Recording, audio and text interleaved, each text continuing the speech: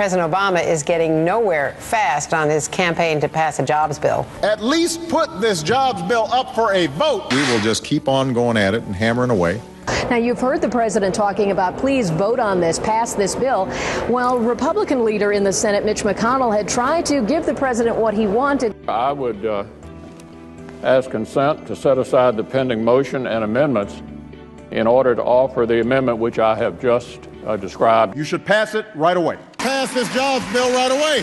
Pass this bill right away. Majority Leader.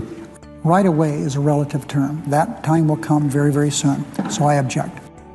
The White House blaming Republicans for blocking the legislation, even as Senator Reid continued to rewrite the bill to delay votes. A whole bunch of Democrats in the Senate who aren't ready to go along with his legislation. McCaskill and Tester and Nelson and Manchin and Lieberman, and there are other Democrats. Senate Democrats scrambling to build support for President Obama's jobs plan, tonight announcing plans to tack on a new 5% surtax for millionaires. Millionaire surtax.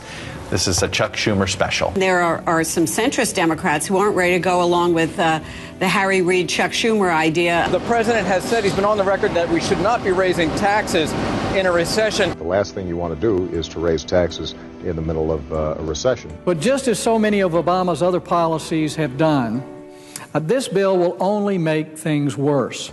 His new proposal reminds me so much of that $825 billion stimulus package. Looks like more of the same debt-fueled stimulus spending. This government continues to tax too much, spend too much, and borrow too much. Uncertainty generated by Washington is a big wet blanket on our economy. We are just killing the incentive for small businesses to try and expand their businesses and create jobs. I want to make it easier and cheaper for the private sector to create jobs. We need to focus on jobs. The best thing that we could do to grow the economy and create jobs is reform our tax code. Reform the tax law and to have a timeout on regulations. A one-year moratoria on these regulations. We got 3 free trade agreements coming to the floor finally after almost 900 days. These open up markets to U.S. workers and farmers, those who provide services. These are the types of jobs that should be thriving in a global economy. This is about American jobs at the end of the day. And the Federal Reserve Chairman Ben Bernanke told a congressional committee this week that the economic recovery is close to faltering.